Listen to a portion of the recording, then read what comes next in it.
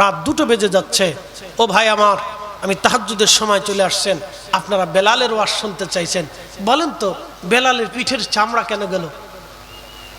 বলেন, বলেন এবার। ওয়াজ তো শুনতে চাইছেন, বেলালের পিঠের চামড়া কেন গেল? শুধু কালেমা পড়ার কারণে। রসুল সারাটা জীবন কষ্ট কেন করলো? এই দিন, এই হক প্রতিষ্ঠিত করার জন্য। কথা কর না কেন, ঠিক কিনা? ইসলাম প্রতিষ্ঠিত করার জন্য হযরত বেলালের পিঠের চামড়া চলে গিয়েছিল।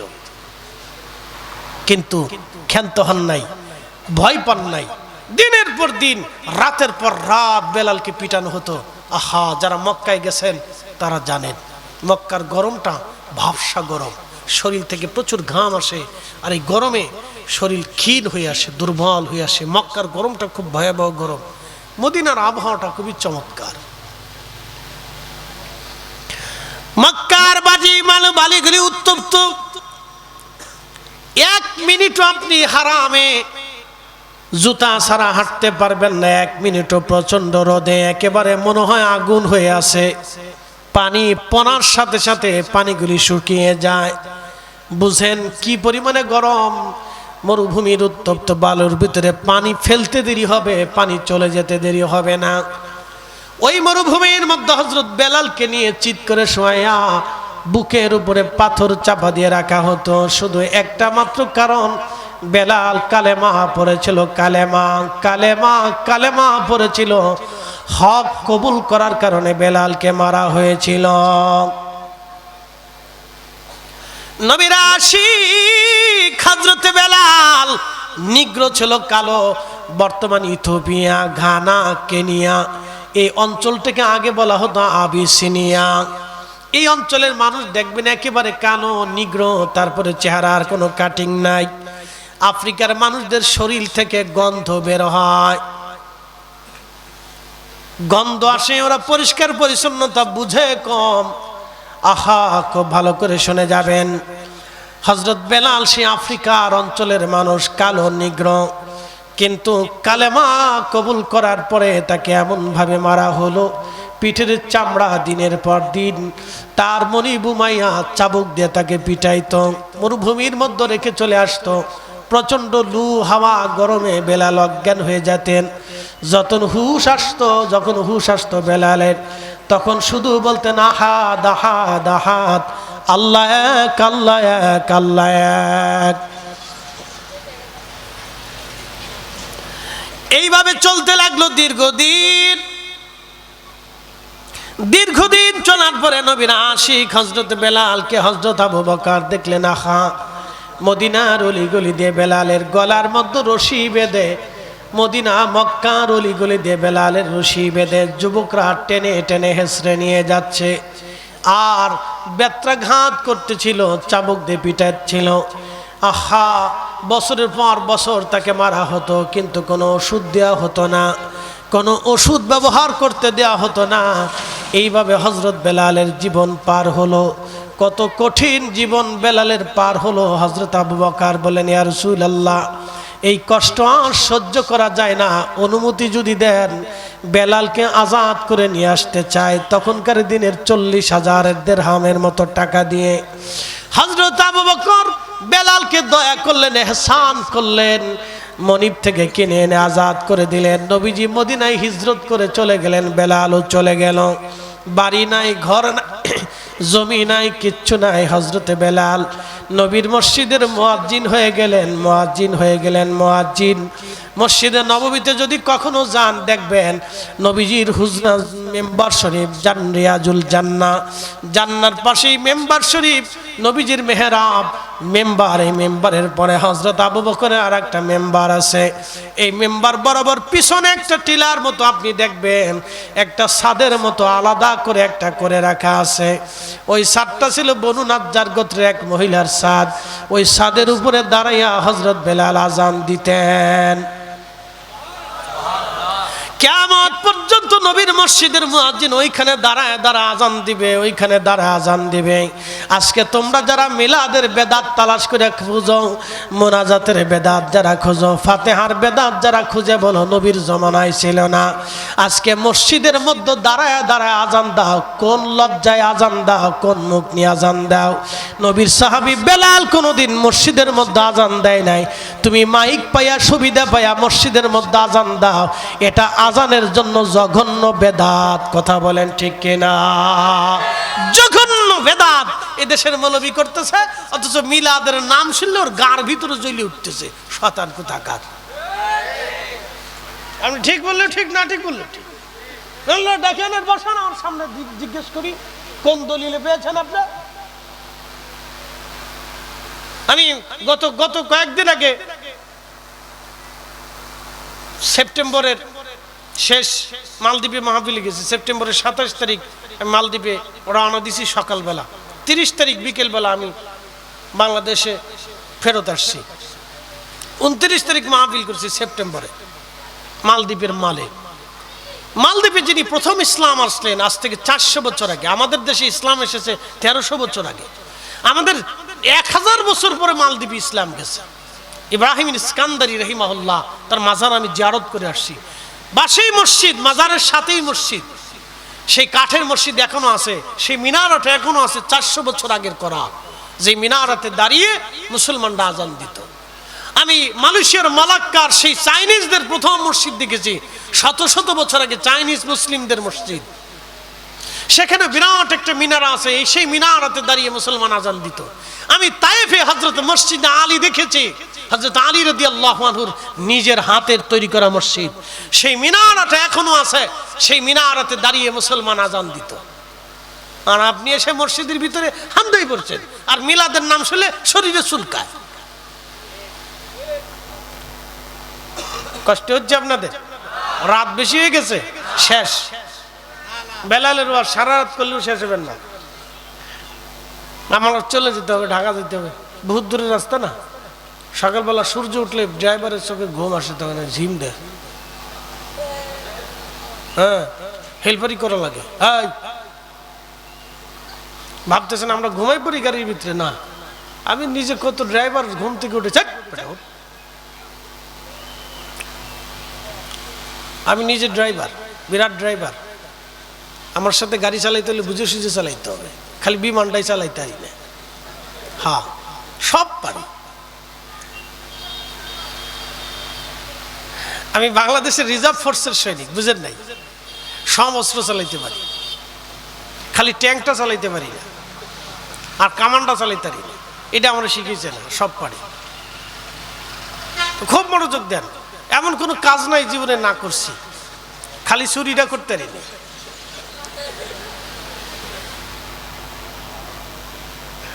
খুব মনোযোগ দিবেন হাজিরিন, একসাথে বলবেন আল্লাহু আকবার। প্রিয় নবীর মসজিদে হযরত বেলাল রাদিয়াল্লাহু তাআলা আনহু আজান দিলেন। আজান দিলেন হযরত বেলাল, আজান দিলেন 5 ওয়াক্ত আজান। নবীজি আজান দেওয়ার পরেই হযরত রাসূল কারীম আসতেন। নবীর মসজিদের মুয়াজ্জিন বেলাল। দেখেন, আমার নবীর মসজিদের মুয়াজ্জিন বানা হলো, কিন্তু লেখাপড়া দেখে বানানো হয় নাই, বানানো হয়েছিল ইশকে রাসূল দেখে। এই কথা কর না কেন? লেখাপড়া দেখে বানানো হয় নাই। বাংলাদেশে ইমাম নিয়োগ দেওয়ার সময় এত পরিমাণে বাছাই করা হয়, হায় হায়, ইমাম দেখতে কেমন, হুজুরের চেহারা কেমন, বিয়ে করছে কিনা, পোলাপান কয়টা আছে, সার্টিফিকেট কেমন, পোশাক আশাক কেমন, কাণ্ঠ কেমন, সব যাচাই বাছাই করে ইমাম নিয়োগ করা হয়। এত কিছু নিয়োগ করলেন ইমাম দেখে, কিন্তু ভোটের সময় যারে ভোট দিবেন তারে কিন্তু যাচাই বাছাই করে না। যদি এইটা করতেন তাহলে আমাদের বাংলাদেশ সোনার বাংলাদেশ হয়ে যেত। চিক চিক চিক চিক করতে, চিক চিক চিক চিক করতে। হ্যাঁ, রাত 2টার সময় মালদ্বীপের হুলেমালের মাঝখানে, মালের রাজধানী আর হুলেমালের মাঝখানে একটা ব্রিজ আছে সাগরের উপরে। ব্রিজ দিয়ে রাত 2টার সময় মেয়েরা হেঁটে হেঁটে যাচ্ছে। জিজ্ঞেস করলেন কেউ ধরে না? হুজুর কেউ ধরবে না, টাচও করবে না, তাকে একটু হাসিও দেবে না, একটু ইশারাও দেবে না। বলে কারণ কি? বলে পুলিশ এসে ধরে নিয়ে যাবে, প্রেসিডেন্ট ফোন দিলেও ছাড়বে না। বাংলাদেশে এখন যদি কোনো মেয়েকে, আপনার মেয়েকে ছেড়ে দিয়ে বলেন যা মা তুই একবারে হাটহাজারি পর্যন্ত চলে যা, আল্লাহর কসম করে বলি ও হাটহাজারি না 2 কিলো যাওয়ার পরে আপনার মেয়ে তালাশ করে পাবেন না। অথচ 85% মুসলমানের দেশ। আমাকে আপনাকে দিন বুঝাইতে চান না ধর্ম বুঝাইতে চান না দেশ বুঝাইতে চান? ভালো করেই বুঝি। এই জন্য বলছিলাম 1 মাসের জন্য হুজুরদেরকে একটু দিয়ে দেখেন, দেখবেন যে সোজা হয়ে যাবে। মুসলমান ভালো করে শুনে যাবেন। হযরত বেলাল রাদিয়াল্লাহু তাআলা আনহু, হযরত বেলাল রাদিয়াল্লাহু আনহু আযান দিতে দিতে এতটাই ইশকে রাসূলে পাগল পারা হয়ে গেলেন। নবীজির ইন্তেকাল হয়ে গেল। হযরত বেলাল ঘোষণা দিয়ে দিলেন আমি আর আযান দিতে পারবো না, আমার পক্ষে আর সম্ভব হবে না। আহা, হযরত সাহাবীরা পাগল পারা হয়ে গেলেন। সে কঠিন দৃশ্য, এই দিকে গেলে রাত পার হয়ে যাবে। হযরত বেলাল রাদিয়াল্লাহু আনহু গাঠুরি বেঁধে হযরত আবু বকরের সামনে এসে বিদায় নিয়ে গেলেন। ইমাম জাইলাই নাসবুর রায়ার মধ্যে তিনি লেখেন হযরত বেলাল রাদিয়াল্লাহু আনহু বিদায় নিয়ে চলে গেলেন সিরিয়ার। গভীর রাত্রিবেলা ঘুমিয়ে আসেন, স্বপ্নের ভিতরে দেখেন রাহমাতুল লিল আলামিন বেলালের বাড়িতে তাশরিফ এনেছেন। নবীজি ডাক দিলেন কিরে বেলাল, তুমি আমার সাথে কেমন জুলুম শুরু করছো গো বেলাল? কতদিন হলো তুমি আমার জিয়ারতে আসো না? বেলাল আয়, আমি নবীর জিয়ারতে আয়। নবীজির আশিক ঘুম থেকে উঠলেন, দেরি করলেন না, প্রস্তুতি নিয়ে রওনা হয়ে গেলেন। সুদূর সিরিয়া থেকে দিনের পর দিন রাতের পর রাত পথ চলে মদিনাতে আসলেন। যখন মদিনায় ঢুকলেন তখন ছিল তাহাজ্জুদের সময়। ওই সময় এসে রওজা শরীফের জালি মোবারকের সঙ্গে হযরত বেলাল বসে বসে হেলান দিয়ে কাঁদতেছিলেন, ধুলা বালিগুলি মাথার মধ্যে মাখতেছিলেন।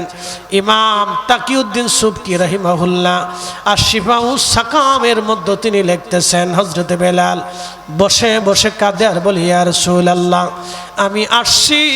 গোলামকে আসতে বলেছিলেন, গোলাম আপনার কদম মোবারকে হাজির হয়ে গেছে। নবীজি গোলাম আসছি আপনার কদম মোবারকে।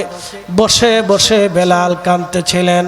নবীজি বললেন মান রানি ফিল মানামি ফাকাদ রাআল হক, স্বপ্ন যদি আমাকে দেখো তো বাস্তবেই তোমরা আমাকে দেখেছ। কারণ আমি নবী স্বপ্নে যদি আসি তো বাস্তবে আসি, আমি নবী নিজে আসি, ছবি আসি না।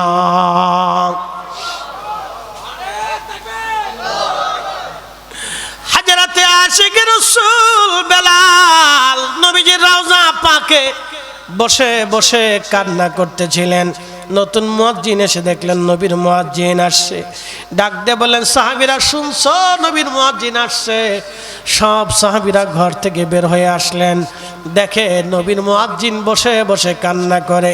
সাহাবীরা বলল বেলাল রে, প্রিয় নবীর তিরোধানের পরে আর কোনোদিন তুমি আজান দেও নাই, একটা মার তুমি আমাদেরকে আজান শোনাও। বেলাল বলে না, আমি আজান দিতে পারি না, আর আজান দিতে পারবো না। আমার রসুল নাই, আমি কারে আর আজান শোনাবো? কে আমার আজানে নামাজ পড়তে আসবে বলো? সাহাবীরা ডাক দিয়ে বলল আমাদের কোথায় বেলাল আজান দিবে না, যাও হযরতে হাসান হুসাইন আছে কিনা, যদি তারা আসে এবং বলে তাদের কথা বেলাল ফেলবে না। হাসান হুসাইন রাদিয়াল্লাহু আনহুমাকে ডাকা হলো। 7 নম্বর গেট বরাবর বাবু সালাম দিয়ে একটা মসজিদ পাবেন, মসজিদ আলী। যদি কোনোদিন মদিনায় যান, ঠিকানা বলে দিচ্ছি, ওইখানে এই মসজিদ আলী ফাতেমা রাদিয়াল্লাহু আনহার বাড়ি ছিল। এটা মসজিদ বানায়া বাড়িটা সংরক্ষণ করা হয়েছে। এটা হযরতে ফাতেমা রাদিয়াল্লাহু আনহার বাড়ি। মসজিদে নববী থেকে হেঁটে যেতে 5 মিনিট লাগবে। আহা, নবীজির হুজরা শরীফ থেকে বরাবর বাড়িটা দেখা যায়। ফাতেমার বাড়ি ছিল। নবীজি এখান থেকে নামাজটা শেষ করে হাসান হুসাইনকে দেখার জন্য চলে যাইতেন। যদি কোনোদিন মদিনাতে যান তো এখান থেকে হেঁটে হেঁটে দেখে আসবেন। মুসলমান, নবীর আশিক ইমাম হাসান হুসেনকে দেখার পরে রওজা শরীফ থেকে উঠে এসে ইমাম হাসান হুসেনকে জড়িয়ে ধরে কাঁদতে লাগলেন। আহা, সে কান্না বিরল দৃশ্য দেখে সাহাবীরাও আশ্চর্য হয়ে কান্না শুরু করে দিল। কান্না বাড়তে লাগলো।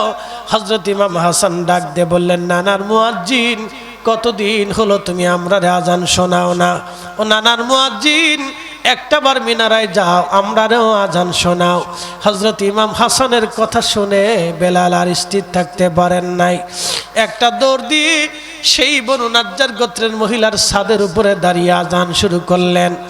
আহা, আজানের সময় মদিনা নীরব। আল্লাহু আকবার আজানে যখন টান দিলেন, আল্লাহু আকবার, আল্লাহু আকবার, বেলালের আজানের আওয়াজ মদিনার উহুদ পাহাড়ে যে বাড়ি লাগলো, উহুদ পাহাড়ে বাড়ি লেগে প্রতিধ্বনি হয়ে মদিনার ঘরে ঘরে আজানের আওয়াজ ছড়িয়ে গেল। যখন বেলালের আজানের কণ্ঠ বেশি গেল, তখন মদিনার ঘর থেকে মহিলারা, বাচ্চারা, শিশুরা আর বৃদ্ধরা, সাহাবীরা বের হয়ে দৌড় মারছে। নবীর মুয়াজ্জিন বেলাল আসছে, আজকে নবীর মুয়াজ্জিন আজান দিতেছে। ইমাম তাকিউদ্দিন সুবকি শিফাউস সাকামের মধ্যে তিনি লিখতেছিলেন, মদিনায় প্রত্যেকটা মানুষের জবান থেকে আওয়াজ আসতেছিল, নবী কি ফিরে আসছে বুঝি, নবী বুঝি ফিরে আসছে রে, নবী বুঝি ফিরে আসছে। এতদিন পরে নবীর মুয়াজ্জিন আজকে আজান দেয়, নবী বুঝি ফিরে আসছে। মদিনার প্রত্যেকটা ঘর থেকে, প্রত্যেকটা বাড়ি থেকে সাহাবীরা বের হইয়া মসজিদে নববীতে রাসূল কারীমের রওজা মুবারকের পাশে দাঁড়িয়ে দাঁড়িয়ে ডুকরি ডুকরি কান্না করতেছিলেন। যখন আজানের আওয়াজ আসলো, আশহাদু আন্না মুহাম্মাদার রাসূলুল্লাহ,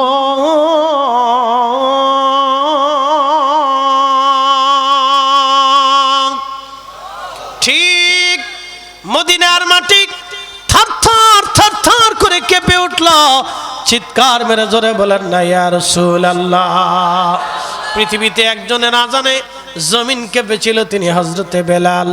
যার আজানের পরে আর কারো আজানে জমিন কাঁপবে না। ইমাম তাকিউদ্দিন সুবকি রাহিমাহুল্লাহ তার কিতাবের মধ্যে লেখেন, মদিনার মাটি থরথর থরথর করে কেঁপে উঠল। হযরত বেলাল অজ্ঞান হয়ে জমিনের মধ্যে পড়ে গেলেন। তিনি আর আজান দিতে পারেন নাই, কোনোদিনও আর তিনি নবীর মসজিদে আজান দেন নাই। হুশ ফিরে আসলো। রওজা শরীফে দাঁড়িয়ে দাঁড়িয়ে বেলাল কাঁদতে লাগলেন, ইয়া রাসূলুল্লাহ, গোলামকে ডেকেছিলেন, আপনার জিয়ারতে আমি এসেছি, আজান দিলাম, আপনি আসেন নাই। হুজুর, নবী বিহনের আজান আমার দ্বারা আর সম্ভব হবে না ইয়া রাসূলুল্লাহ। নবীজি দুনিয়াতে হয়তো আর দেখা হবে না ইয়া রাবি আল্লাহ। হাসরের ময়দানে দেখা হবে পরপরে নুরানি রূহের জগতে। হুজুর বিদায় নিচ্ছি, আপনার রওজা শরীফ থেকে গোলামকে বিদায় দিয়ে দেন।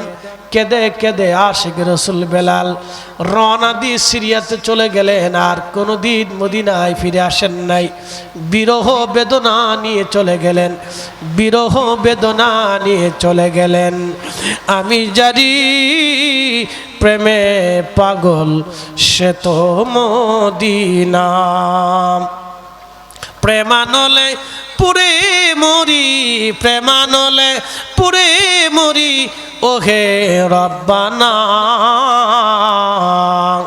আমি জানি প্রেমে পাগল সে তো মদিনা।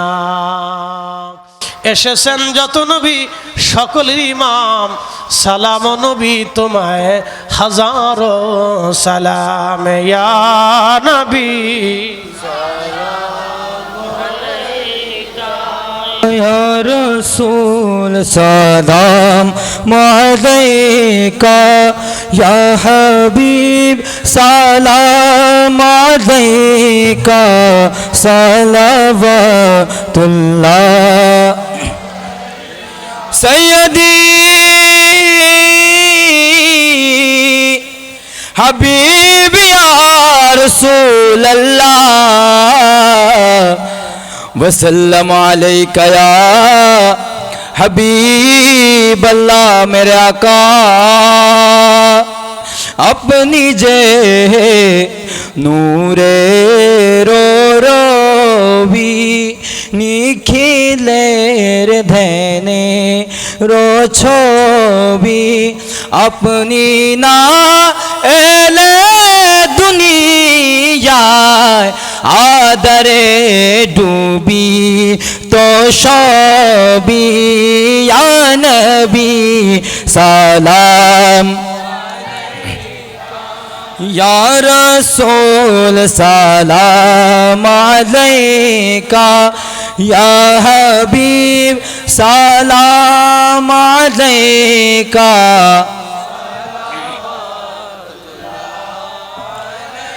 मेरा दिल तड़प रहा है मेरा जल रहा है सीना ये दवा वही मिलेगी मुझे ले चलो मदीना या नबी अलैका या रसूल सलाम या हबीब सलाम अलैका तुल्ला माँ बाबा যাদের কবরে দেখিবেন মায়ার নজরে শফাত করবেন হাসরে এ আরজ আপনার চরণে ইয়া নবী সালাম या रसूल सलाम अलैका या हबीब सलाम अलैका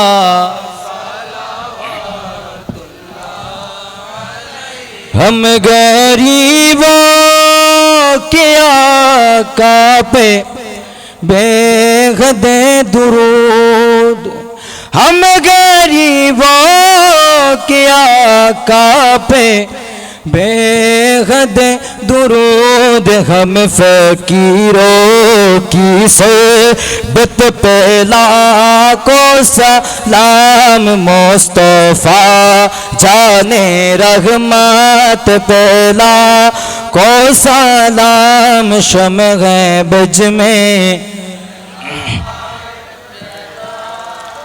गौसे आज़म इमाम मुत्तका वन्ना का गौसे आज़म इमाम मुत्तका वन्ना का जलवाए शान कुदरत पहला को सलाम मुस्तफा जाने रहमत पहला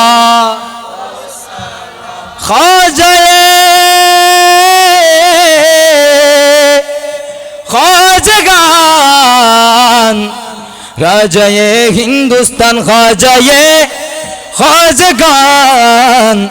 ख्वाजा गरीब नवाज मेरे ख्वाजा की शौकत पहला को सलाम मुस्तफा जाने रहमत पहला लाम शम्ह बज में हिदायत पहला आशिक़े मुस्तफा सदुल्लाह फाजिल गाजी शेर बंगला आशिक़े मुस्तफा अल्लामा गौस मज भंडार मुश्किल कुशा हाजत रवा हजरत शाह सूफी सैयद अहमद शाह जिनके घर है आदा सुन्नते मुस्तफा ऐसे पीरे तरीक़त पहला को सलाम मुस्तफा